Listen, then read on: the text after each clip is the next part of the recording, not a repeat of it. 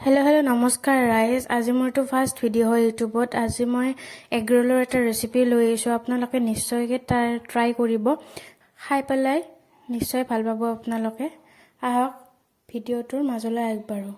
First মই ইয়াতে 3 cup আটা লৈ লৈছোঁ। ৰঙা আটা ব্যৱহাৰ কৰিছোঁ মই। আপোনালোকে দোকানত যিটো সহজতে পায় সেইটোৱে ল'ব পাৰে।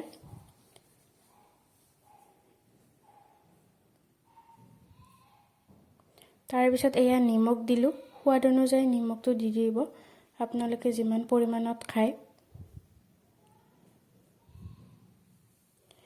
তাৰপিছত এয়া ৰিফাইন অইল দিলোঁ।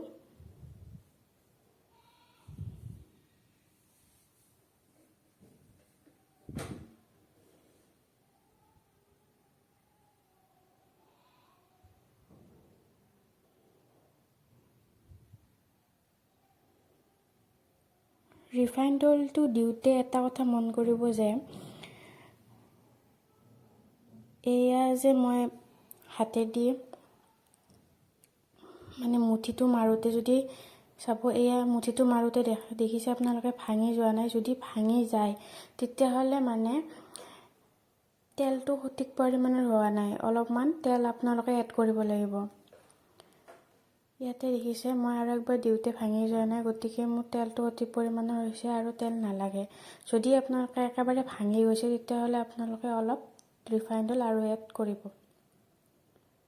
তাৰপিছত এয়া মিক্স কৰি ল'লোঁ ভালকৈ, আৰু এয়া লাহে লাহে পানী দি মঠি ল'ম আটাটো। পানীখিনি লাহে লাহে এড কৰি মঠি ল'ব। যদি একেলগে গোটেইখিনি ঢালি দিয়ে তেতিয়াহ'লে সিমান এটা ভাল নহয় আটাটো মাৰোঁতে। গতিকে অলপ লাহে লাহে এড কৰি পেলাই আটাটো মাৰি ল'ব, তেতিয়া বঢ়িয়া ঢিলা হ'ব, ধুনীয়া।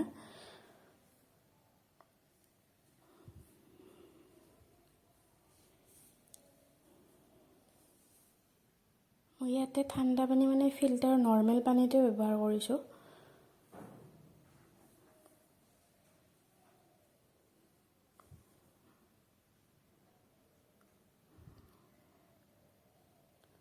আৰু এই ডোটো 5 মিনিটৰ কাৰণে ৰেষ্টত থাকিব দিব। তেতিয়ালৈকে আমি এই পাচলিখিনি কাটি লওঁ। যেনেকৈ বন্ধাকবি মই লৈছোঁ অলপ, এয়া বন্ধাকবিখিনি সৰু সৰুকৈ কুটি লৈছোঁ। তাৰে পিছত গাজৰ কুটি ল'ম আৰু পিঁয়াজখিনি কুটি ল'ম। আপোনালোকে বিভিন্ন ধৰণৰ পাচলি এড কৰিব পাৰে, যিবিলাক আপোনালোকে ভাল পায় খাই পেলাই। তেনেকৈ কেপচিকাম এড কৰিব পাৰে।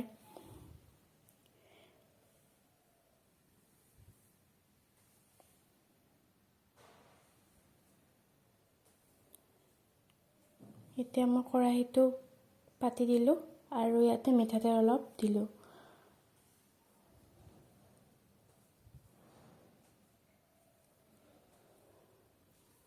দি পেলাই ইয়াতে পিঁয়াজ দিলোঁ, যিখিনি আমি কাটি থৈছিলোঁ পিঁয়াজ সেইখিনি দি দিলোঁ।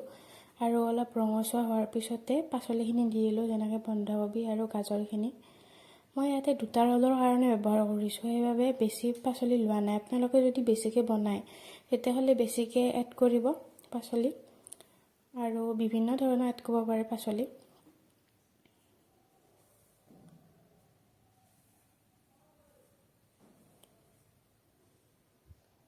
এতিয়া গেছটো অলপ ল' কৰি দিব, ল' কৰি অলপ লাহে লাহে ভাজি থাকিব।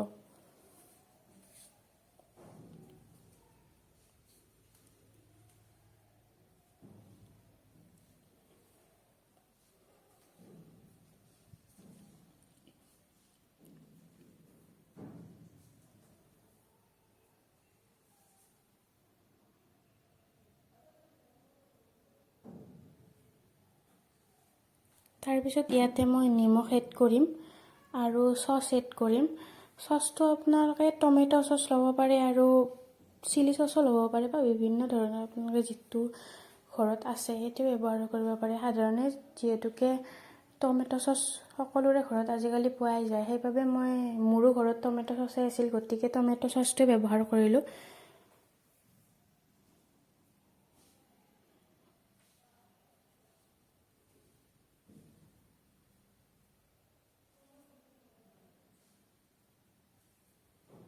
আৰু এয়া নিমখটো দি অলপ লাৰি দিলোঁ। আৰু জুইটো একদম ল' কৰি থৈছোঁ মই, কাৰণ গাজৰটো সিজিবৰ কাৰণে অলপ টাইম লাগে।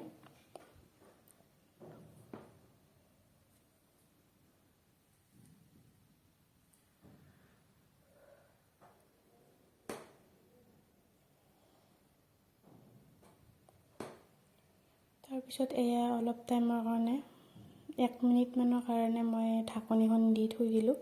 তাৰপিছত আৰু লৰাই দিলোঁ। লৰাই দি ইয়াতে এতিয়া মই চচ এড কৰিলোঁ, টমেটো চচ অলপমান। যদি পাচলি বেছি হয় সেই পৰিমাণতে আপোনালোকে চচটো এড কৰিব।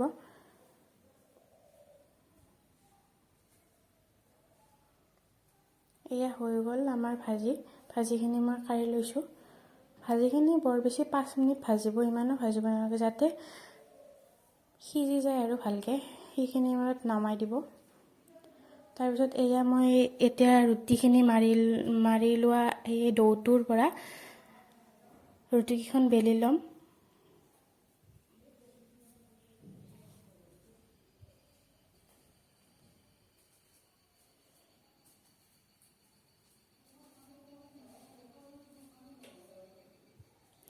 তাৰপিছত এয়া পেনখন বহাই দিলোঁ আৰু ৰুটিকেইখন মই পুৰি ল'ম।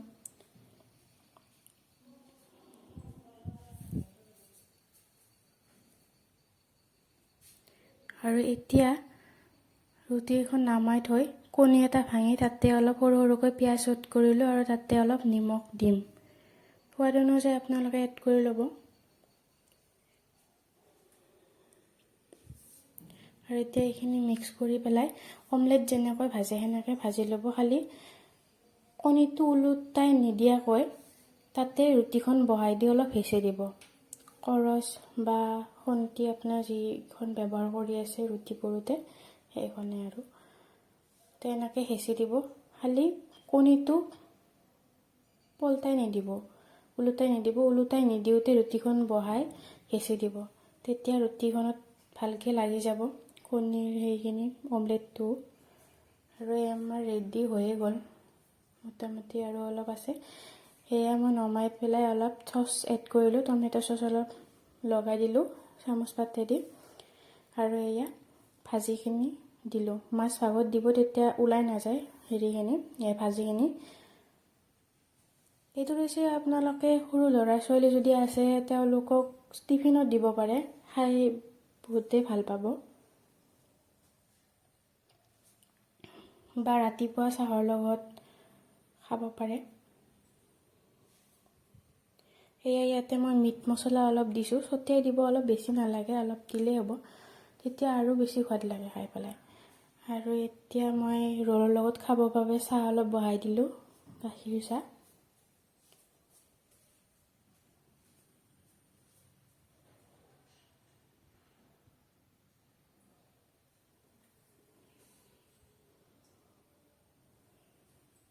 তো এয়া আমাৰ চাহো ৰেডি হৈ গ'ল।